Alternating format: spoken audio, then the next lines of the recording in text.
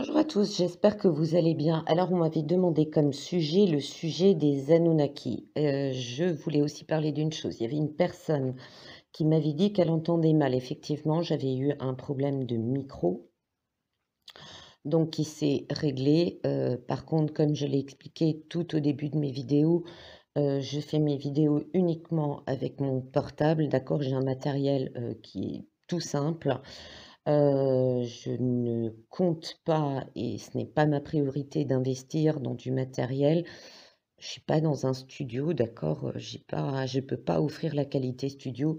Maintenant, il y a une solution, c'est de mettre les sous-titrages, d'accord? Bien sûr, les sous-titrages peuvent être, parfois aléatoires. Mais ça peut aider. Moi, parfois, quand j'écoute des vidéos en anglais ou en américain, j'utilise les sous-titrages en anglais ou en américain, d'accord? Pour m'aider quand selon les accents des personnes, parce que oui, il y a des accents aux États-Unis comme en Angleterre qu'on a plus de mal à comprendre. OK? Voilà. Ça, c'est ce que je tenais à dire. J'avais fait un premier test avec le micro-casque, je trouvais que c'était encore pire parce qu'on entendait trop les sons. Donc, bah, je vais rester sur mon ancien format. Pour ce qui concerne des Anunnaki, je voulais faire une présentation. Ça fait 4 jours que je travaille dessus. Pourquoi 4 jours? C'est pas 4 jours pour faire un tirage, mais j'utilisais, ce que moi j'appelle le déplacement de conscience et la méditation pour obtenir des réponses, OK? Sur internet, il y a à boire et à manger. Ce que je vais vous donner là, c'est l'interprétation de mon tirage et de ce que moi j'ai vu au travers de connexions. Alors, il ne s'agit pas déjà se connecter directement aux Anunnaki, c'est très difficile, c'est compliqué au vu des énergies, actuelles. Faut pas oublier qu'on est dans des énergies très sombres, on peut se faire parasiter, ce que je tiens à éviter. Je suis médium, mais je ne laisse en aucun cas une entité prendre le contrôle de mon corps physique et de mes corps énergétiques pour capter des informations. Il s'agit juste pour moi d'établir une connexion. Si cette connexion, je la sens pas, je coupe directement et surtout, je me protège bien avant pour ne pas tomber sur, une entité qui veut faire le buzz au travers de YouTube dans le monde des humains terrestres. Voilà. OK? Donc ce que je vais vous dire, c'est mon interprétation et que la mienne de ce que moi j'ai vu et je ressens, OK? Il ne s'agit aucunement de faire des comparatifs avec les milliers de thèmes que vous trouverez sur des vidéos, des forums, des découvertes, archéologiques, historiques ou autres, OK? Je vous donne juste ce que moi je trouve. Ça sera sans doute, heu une pièce de plus qui est probablement moins valable que les recherches et les analyses d'archéologues et d'historiens, ça c'est une évidence, parce que, heu, de ce que moi j'ai vu, ça s'étale sur des milliers d'années, d'accord? Des milliers, peut-être sans doute des millions. Voilà. Donc pour moi, il y avait, moi de ce que j'ai vu, c'est qu'avant que les Anunnaki arrivent, il y avait déjà de la vie humanoïdes avant les Anunnaki sur terre, d'accord? Pour moi, on en trouvera des traces formelles en Afrique de ces êtres-là. On m'a dit: «Lucie n'est pas la plus ancienne» et plus tard, on prouvera qu'il y a encore plus ancien, OK? Il y a beaucoup plus ancien que Lucie encore, ça sera découvert. On découvrira aussi, notamment en Afrique, des espèces animales qu'on n'avait jamais découvert auparavant. Ça me parle aussi d'océans et notamment d'océans en Afrique, d'accord? Où on trouvera des choses, qui viennent donc d'ailleurs, ces humanoïdes-là, on va trouver qui viennent encore d'ailleurs, d'accord? Pour moi, c'est une création venant de d'aliens qui sont peut-être apparentés de manière lointaine aux Anunnaki, mais de ce que moi j'ai vu, ça ne leur ressemblait pas, OK? Hem, Eux, ils étaient très en osmose. Alors ils avaient pas d'organisation, on va dire hiérarchique vraiment, ils fonctionnaient en presque en meute. Il y avait une hiérarchie comme les alphas chez les loups, mais ça fonctionnait très bien. Mais ils avaient pas vraiment, de ce que moi j'ai vu, il y avait pas vraiment de cité, de choses. Ils étaient vraiment fondus dans la nature, d'accord? Ils chassaient, ils mangeaient quand ils avaient besoin, il y avait pas de petit déjeuner, de dîner.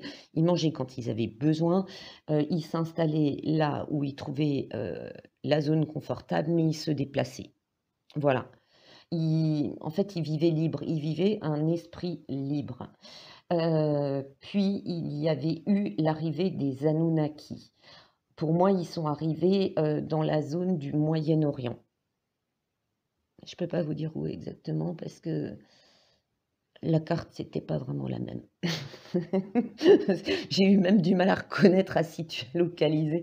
Donc voilà, c'est ce qu'on appelle actuellement le Moyen-Orient et pour moi, certains avaient,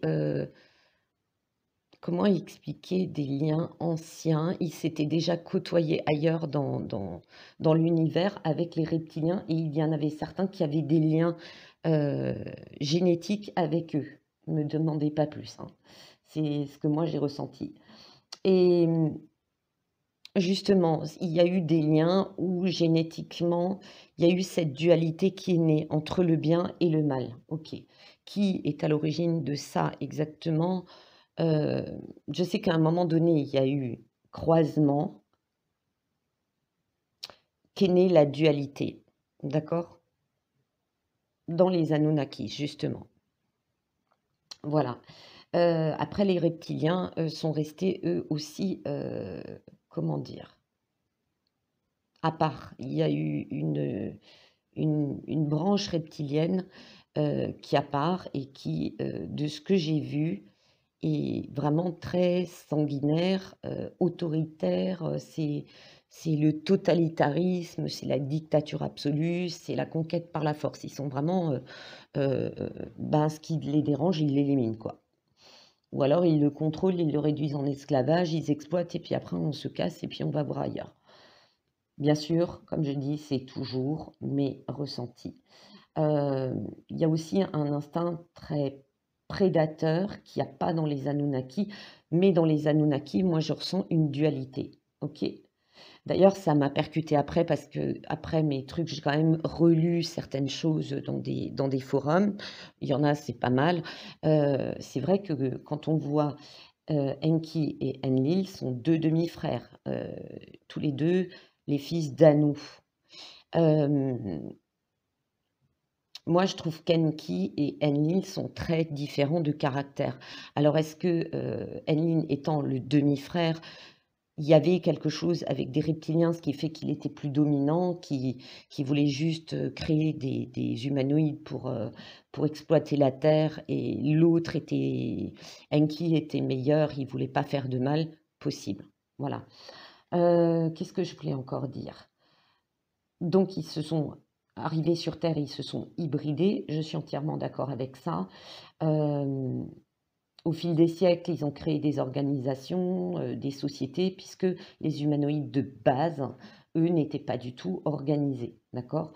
Ils les ont contrôlés dans des cités et aussi au travers de leur capacité qui était bien, bien supérieure, hein. C'est pas juste une question d'intelligence, parce qu'ils avaient des connaissances nettement supérieures. Il y avait un un domaine de connaissances technologiques, nous on est juste des analphabètes à côté, hem, mais aussi une capacité, une puissance de l'esprit qui est phénoménale, OK? Hem, Qu'est-ce que j'avais encore pris comme note? Il y a eu plusieurs rébellions, OK? Il y a pas qu'une rébellion, il y en a eu plusieurs. Comparer les histoires, j'ai vu qu'on comparait par rapport à, Seth et Osiris, le déluge dans la Bible, tout ça, que ça a été du copier-coller, non. Parce que pour moi, j'ai vu plusieurs rébellions et c'était des temps de ce que je voyais qui étaient très différents, d'accord? Par la société, l'allure des gens, leur manière de s'habiller, les pouvoirs en question. Il y a eu plusieurs vagues de rébellion. Alors la question est, est-ce que dans l'ombre des entités reptiliennes ou qui pouvaient, contrôler des humains ont volontairement foutu le bordel pour empêcher une harmonie, ça c'est possible. J'ai vu aussi plusieurs déluges et on découvrira par la suite qu'il y a eu des déluges d'origines différentes. Qu'est-ce que j'ai encore, pris comme note? Parce qu'après, quand je fais des méditations, je prends des notes toujours. Oui, on découvrira aussi qu'il y a d'énormes erreurs dans les datations, même récentes, même au temps d'Égypte, il y a des choses qui ont été interférées.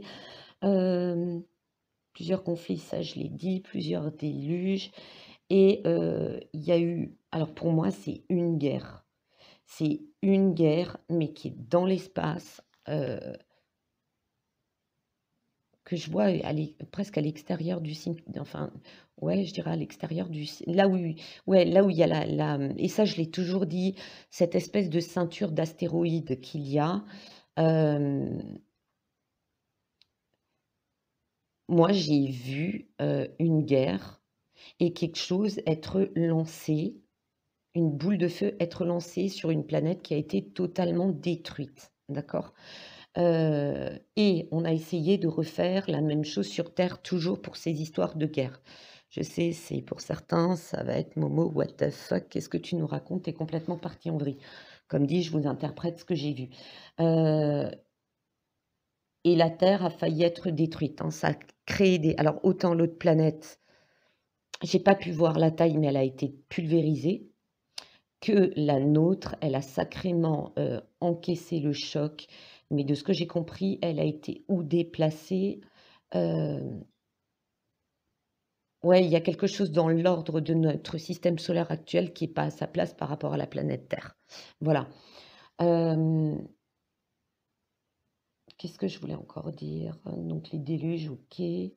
Ah et la dernière chose, c'est que, heu, moi, j'ai jamais ressenti et ça me confirme au travers, de ma méditation, il n'y a pas de lien entre cette fameuse planète Nibiru et les Anunnaki. Les Anunnaki, pour moi, ils viennent d'ailleurs. Et les reptiliens viendraient d'une... Comment je pourrais dire ça? C'est assez difficile à expliquer. Un système solaire ou une constellation voisine, hein. Ils sont voisins, mais euh, ils se sont souvent tapés dessus, quoi. Tout en ayant des liens. Au travers d'autres colonisations, il y a eu quand même des liens je dirais génétiques entre eux. Vous savez que les guerres, c'est pas 100 des ennemis, mais que souvent il y a des fricotages, même dans des camps ennemis. Voilà. On va passer au tirage. Alors, pour ce qui est de la Terre, il y a eu effectivement une découverte et une convoitise. On recherchait quelque chose. Il y a cette notion d'être humain, d'accord, d'une humaine. Donc, on peut parler autant de convoitise de ressources, d'accord, peut-être d'énergie et de l'humanoïde sur place. Ça les a intrigués. Ils se sont inspirés de leur organisation. Alors là, on voit les cités, hein. Ils se sont vraiment inspirés de leur organisation. On peut prendre ça pour le Soleil, mais aussi comme une autre planète. Donc, ils se sont inspirés pour organiser les choses. L'élevage, la culture, le système d'autorité.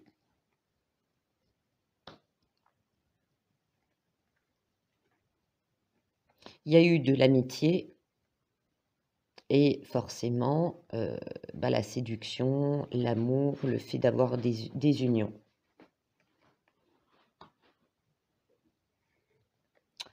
Ces idylles entre les deux, ces idylles étaient considérées comme excentriques. Alors, est-ce qu'au niveau des Anunnaki, on voulait juste créer une race qui était utile, et par rapport, peut-être à ce fameux Enlil et ce fameux, Anu qui était, le le le père de ces 2 personnes qui étaient venues sur terre, c'était considéré comme une excentricité. Peut-être qu'ils ne voulaient pas que, leurs origines soient encore mêlées. Peut-être parce que justement, il y avait eu déjà d'autres unions avec d'autres espèces, enfin d'espèces humanoïdes, on s'entend, et que ça avait donné lieu, à des alliances qui par la suite, vous savez, c'est pas qu'une revendication d'héritage, génétique, mais aussi d'héritage peut-être de conquête de terrain. de territoire, ce qui s'est révélé aussi vrai, juste au niveau purement de la race humaine, hein, les rois qui ne voulaient pas perdre leur royaume, etc. etc. C'est peut-être ce qu'on a en commun avec la branche Anunnaki et la branche, comment dire, reptilienne. Ce côté de conserver les territoires, les domaines, l'intégrité de ce qu'on a et aussi, ouais, il y a quand même des royautés, vous savez, ils n'ont pas voulu d'alliance parce que, voilà, ils s'estimaient de lignée plus royale, plus pure et tout ça. Ça ressort aussi évidemment en Égypte antique. Il y a dans cette idylle aussi, on remarque toujours donc cette sirène alchimique, cette, il y a des choses qui ont été créées, d'accord? Des choses peut-être, ils ont créé de nouvelles races, de nouvelles espèces. Enfin, je pense que c'est le cas. Il y a eu cette discrimination sur l'héritage, OK. Probablement que, Enki a été mal vu lorsqu'il a, il est dit aussi dans la Bible et c'est peut-être une retranscription plus ancienne, d'accord? Heu, Ils virent les filles des hommes et ils en firent des épouses, d'accord? Si on transfère par rapport aux Anunnaki, oui, c'était, des hommes venus du ciel. D'ailleurs, il y a des archéologues qui ont, traduit de l'ancien sumérien, ont fait allusion, oui, à des hommes venus du ciel. On parle, oui, d'une autre civilisation. Ça a créé de la discrimination, d'accord? Actuellement, c'est toujours de nos jours que, il y a des pays qui acceptent mal des métissages, d'accord?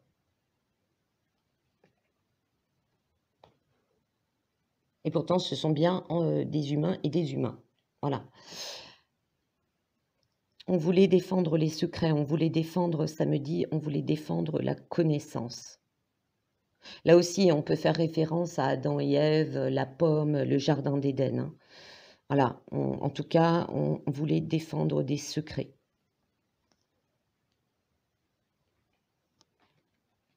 Pour garder le pouvoir, il fallait, faire un contrôle. Alors ce qui est marrant, c'est que, moi ce que j'ai vu, ça peut paraître bizarre, mais à un moment donné, ils avaient un pouvoir dans la médecine et dans les sciences de, comment expliquer ça? Ils avaient un pouvoir de, ça m'a montré que pour ne plus revendiquer leurs origines, Anunnaki, les descendants métissés, on leur avait, bloqué, ouais, on pourrait presque dire, modifié la carte mémoire, vous voyez? On leur avait bloqué, hem, la connaissance de leurs origines lointaines, donc ils ne pouvaient plus remonter. Ils ne voulaient pas qu'ils aient autant de pouvoir, donc ils avaient réussi. C'était très bizarre, il y avait quelque chose au niveau de la tête qu'ils arrivaient à bloquer pour que les descendants métissés ne puissent pas savoir d'où ils viennent, qu'ils ne puissent pas développer trop vite des connaissances, notamment de se soigner, spontanément, de d'avoir une telle longévité. D'ailleurs, elle s'est éteinte au fil des siècles à cause de cette hybridation, d'accord? Il y a une modification au niveau des gènes qui a fait, disparaître quelque chose qu'on pourrait considérer comme de l'immortalité. Ils ont bloqué quelque chose au niveau de la tête. Ça, c'est ce que j'ai vu. Est-ce qu'on saura un jour si j'ai vu juste ou pas? Je n'en sais rien.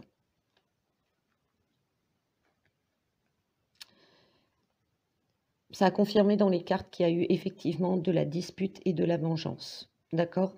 On peut considérer que c'est Enki, Enlil qui se fâchent, qui se battent. D'accord?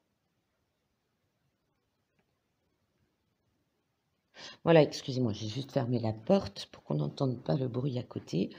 Donc voilà, il y a eu, de la dispute, il y a eu de la vengeance et ça a engendré plusieurs fois des conflits. Ça m'a montré que même au niveau de la descendance, d'Enki, il y a encore eu des conflits.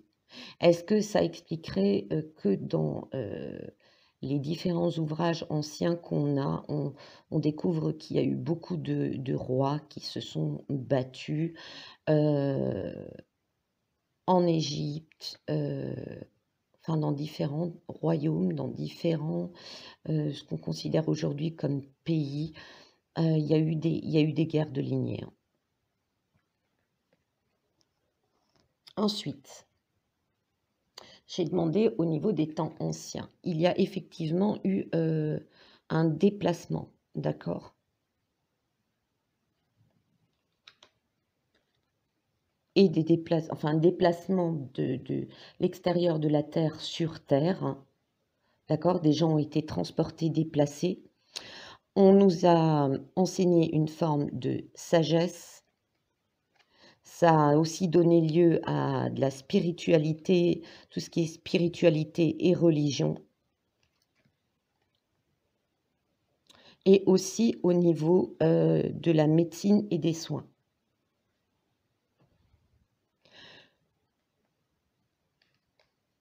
On a les frères. On peut interpréter cette carte comme, les 2 frères qui s'opposent, quelque chose qui a la même origine qui se rencontre à nouveau. Si on prend, le fait que, à la base, les humanoïdes sur Terre, étaient d'origine, commune mais plus ancienne, aux Anunnaki. Donc c'était comme une autre branche qui était, mise sur terre bien auparavant que les Anunnaki les ont retrouvés et qu'il y a quelque chose de commun. OK. Hem, Ça parle aussi de co-création. OK.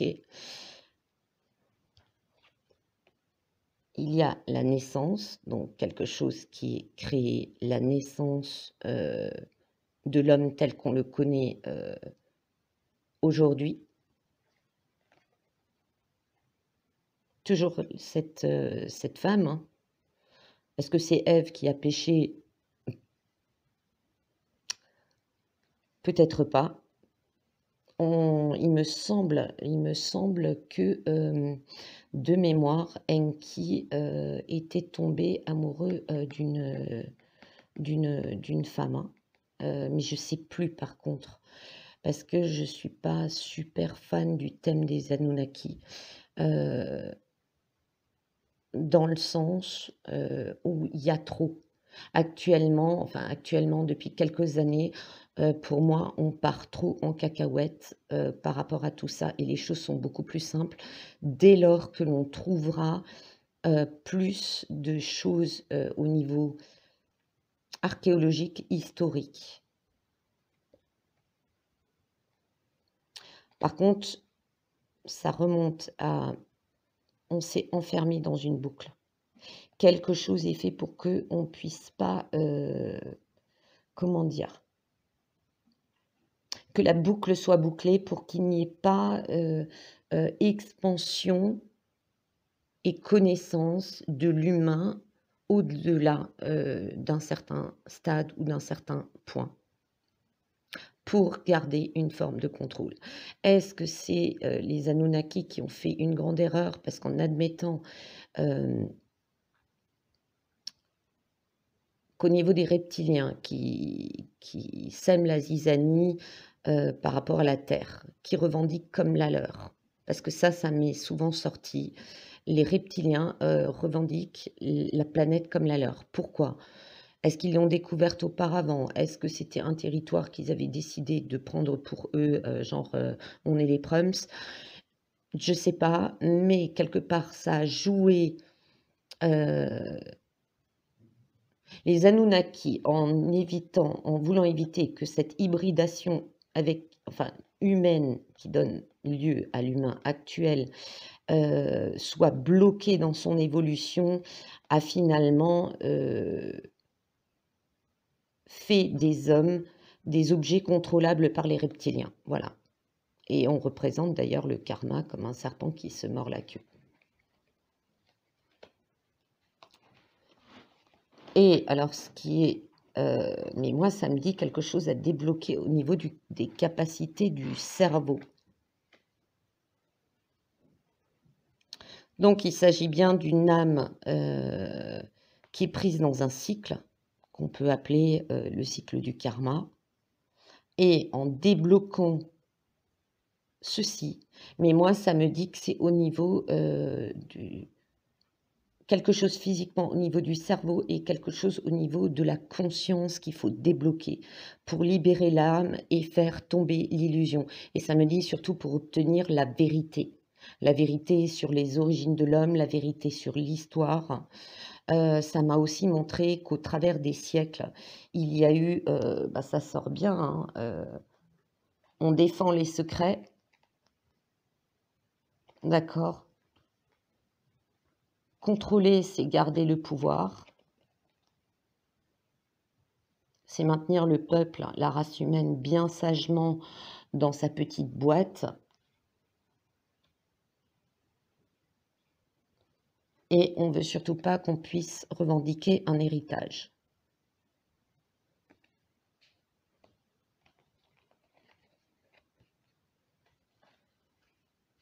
Et ça s'est sagement reproduit purement au niveau humain avec... au travers des religions, au travers des hommes de pouvoir, que ce soit des rois, des dirigeants, des empereurs, peu importe. Ensuite, au niveau de l'oracle des chamans, j'avais le monde inférieur. Il y a effectivement... Alors, oui, de notre point de vue, on peut considérer les reptiliens comme le monde inférieur. Il y a eu un conflit, une bagarre, il y a eu un cataclysme. Ça fait probablement référence au cataclysme qu'il y a eu sur Terre. Alors bon, vous voyez deux planètes se percuter. Pour moi, j'ai pas eu la vision d'une planète qui percutait la Terre. J'ai eu la vision, par contre, d'un objet énorme en feu qui a été suffisamment important pour quasiment éradiquer toute la vie sur Terre. Ça a déclenché des séismes, des tsunamis. Ça a été épouvantable. Il y a très peu d'espèces qui sont... Ouais, j'ai vu très très peu d'espèces qui ont survécu, d'accord. Espèces que je ne vois plus actuellement exister, qui se sont éteintes probablement au fil des siècles, au fil enfin on peut dire des millénaires, peut-être aussi par prédation, par changement climatique, d'accord, parce que le climat avait énormément changé. Bon, il y a des choses que j'ai vues où je dis waouh, d'accord, c'était très très différent. Ensuite,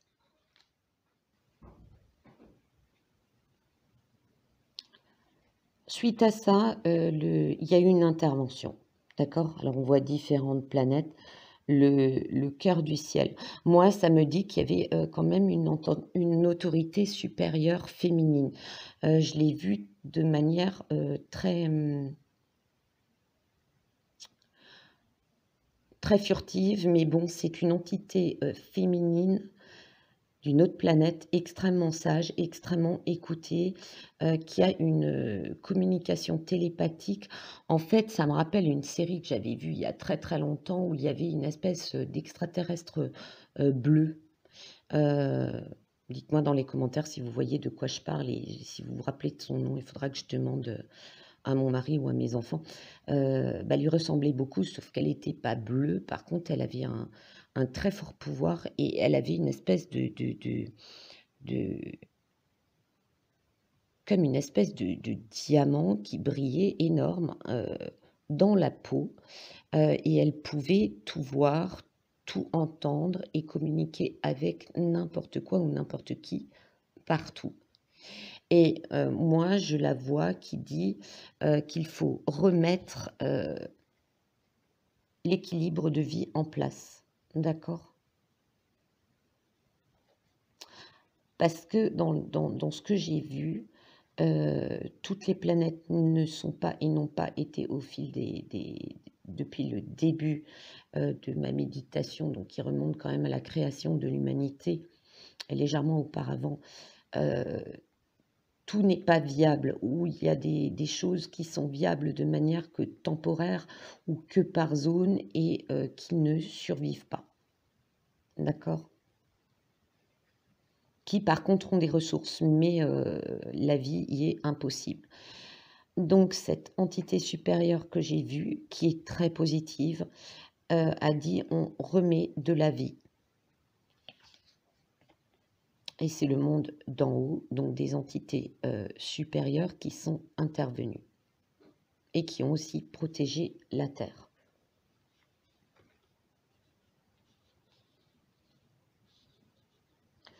Ce monde d'en haut, ça m'a aussi donné le message que excusez-moi, aujourd'hui ça passe et ça repasse.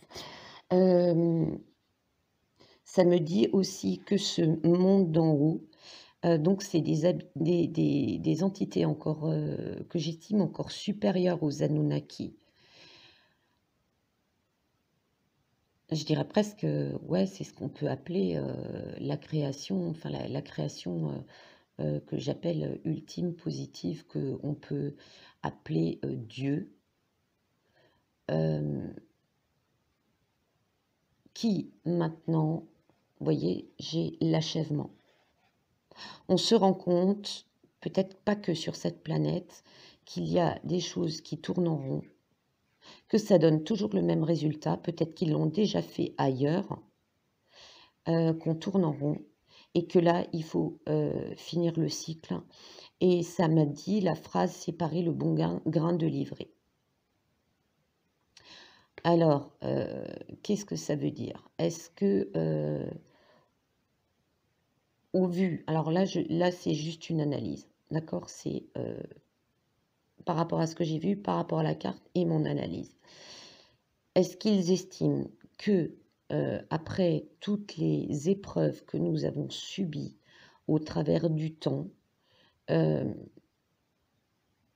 décident de ne pas laisser sombrer le chaos, ils décident peut-être, hein, c'est une théorie, que les êtres méchants, involutifs, destructeurs ont assez foutu le bordel, que d'ici peu de temps, alors d'ici peu de temps, sachant que le temps en vrai n'existe pas, mais ça m'a dit d'ici peu de temps, la prise de conscience sera suffisante pour faire sortir de cette boucle, de ce cycle. Ça va être un retour aux sources et une compréhension. Alors, pour ne pas faire paniquer les gens parce qu'on trouve à boire et à manger, il n'y aura pas de cataclysme géant par rapport à tout ça. D'accord?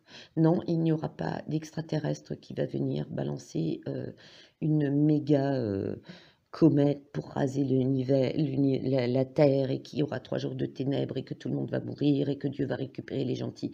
Non, ça m'a dit que les vérités, les révélations, l'Apocalypse, c'est des vérités qui vont sortir, qui vont faire prendre conscience les gens de certaines choses. Pour certains, ça va être tellement secoué que y en a, ils vont malheureusement d'eux-mêmes pas encaisser, et ça va leur être fatal. D'accord? Il y a aussi des gens extrêmement involutifs et méchants qui, eux, seront jugés, condamnés. Il y aura des révélations faites qui permettront, avec des révélations, pas qu'au niveau politique, géopolitique, sociétal actuel, Macaroni, compagnie, les reptiliens, tout ce que vous voulez, il y aura des révélations qui seront faites au travers de trouvailles. Et il me semble que très récemment, en Turquie, dans l'est de la Turquie, il y a de nouveau un site archéologique qui a été trouvé. J'espère que ça nous apportera des réponses.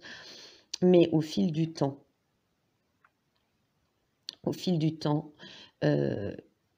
et ça va s'accélérer, ce qui fait que ça dit dans très peu de temps, d'accord? On sortira de cette boucle. Parce qu'au final, on se rend compte, quoi qu'on fasse, que l'histoire se répète, c'est grandeur et décadence. Des empires qui se montent, qui s'effondrent. C'est, des guerres d'épée, des guerres d'épée, des guerres d'épée et c'est reparti comme en 40. Et ça, il y a des choses qui vont sortir, ce qui fait qu'il y aura peut-être des couacs, mais plus avec une violence et une destruction aussi inouïe.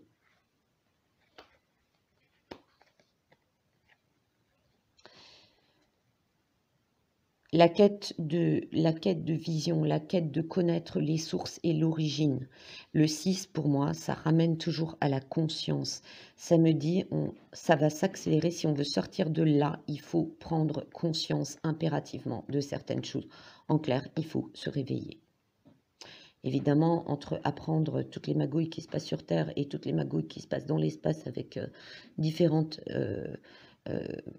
existences et nos origines plus lointaines, ça va être dur à encaisser parce que même de ce que moi j'ai vu, des messages que j'ai reçus, comme dit, je n'ai pas la vérité absolue. Je me suis dit par moment, what the hell, c'est quoi ce truc? Et je peux vous dire que dans les dessins qu'on a ou les photos actuelles de l'Égypte antique, ou des gens qui font des dessins, la cité d'un tel, de ci, de ça, a pu être comme ça, de la Grèce antique, de l'époque assyrienne, de l'époque, oui, égyptienne, même, moi je vois en Asie, il y a eu des choses, c'est franchement, même les dessins, les simulations, oui, le temple a dû être comme ça, et vous savez, les temples rasés, les gens ils disent: «Ouais, il a dû être comme ça, comme ça». Ah mais on en est très, très, très loin. Même, les dessins que l'on voit en Égypte, c'est juste des petites séquences de rien du tout, par rapport à la réalité. C'est juste, de ce que moi j'ai vu, et peut-être qu'il y a d'autres médiums qui ont fait ça, des sortes de déplacements de conscience, des régressions dans le passé, c'est hallucinant, hein. C'est franchement, on est très, très loin de la vérité. Voilà. Ça m'a dit aussi, pour ceux que ça intéresse, que, il y a eu au départ des hybridations qui ont fait que, par la force de l'esprit, les hommes pouvaient, porter des choses beaucoup, beaucoup plus lourdes, juste par la puissance de l'esprit et par la maîtrise des énergies. D'accord? Voilà. Le voyant. Le voyant, c'est celui qui, ça m'a dit, alors il y en a pas beaucoup sur terre qui arrivent à se connecter. Alors moi, je m'estime pas comme faisant partie de ces gens-là, d'accord? C'est pas parce que j'ai vu deux trois bricoles. On parle là de gens qui sont capables de faire des régressions et d'avoir, alors oui, on parle pas là de médiums ou de gens de régression sous hypnose par rapport à des vies antérieures ou quoi. Ça m'a dit, dans cette carte du voyant, j'ai dit: «Waouh, les voyants, on va trouver les clés du passé». Non, oui, ce sont peut-être aussi des médiums et des voyants, hein, évidemment. Heu, Ça m'a montré que c'était des gens qui étaient capables de déverrouiller ce truc dans leur conscience comme physiquement dans leur tête. Quelque chose au niveau du cerveau qu'on déverrouille et qui du coup, permet une élévation de la conscience, et ça m'a dit de se déplacer dans l'espace-temps. Comprendra qui pourra, parce que même moi je crois que là-dedans j'ai pas tout compris. Voilà, voilà, c'est ce que je pouvais dire sur ce tirage sur les Anunnaki qui m'a quand même pris 4 jours.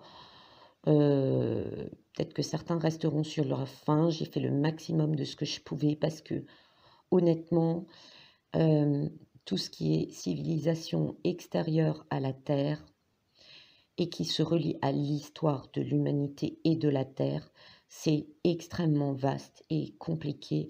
Et moi, j'ai vu des scènes de choses où, ouais, c'est magique parce que sur le coup, on le voit, mais on n'arrive pas à comprendre réellement comment ils l'ont fait. Il y a eu aussi des moments, alors je ne sais pas si d'autres médiums ou voyants ont fait ce genre de choses. Il y a des moments où, on essaye de chercher un petit peu, de se déplacer, de trouver, de chercher et d'un coup ça bloque. Et moi, ça me disait: «C'est pas encore le moment. Tu sauras plus tard. Ou vous saurez, vous, moi, le voisin, le mec à l'autre bout de la planète, le médium qui est dans ma ville, comme le médium qui est à 1000 kilomètres, comme le médium qui est à 4000 kilomètres, ou je sais pas quoi, les gens qui sont capables de faire des régressions, ça va, déverrouiller petit à petit. C'est une question d'évolution personnelle, d'accord? Comme ça m'a dit, de changement, d'élévation d'énergie, plus l'énergie s'élève, plus c'est facile pour nous et donc encore plus facile pour ceux qui ont ce décime lock, dans leur conscience et dans leur tête. Et pour l'instant, je sais pas, il y a peut-être des gens qui essayent de faire des investigations dans ce sens-là, qui ont peut-être le même problème que moi. OK. Mais je sais que ça vient pas de moi, c'est pas moi qui ne veux pas voir. Des fois, quand je fais de la médiumnité, il y a des trucs où je dis: «Waouh, non, stop, j'arrête, je coupe, je veux pas voir plus loin».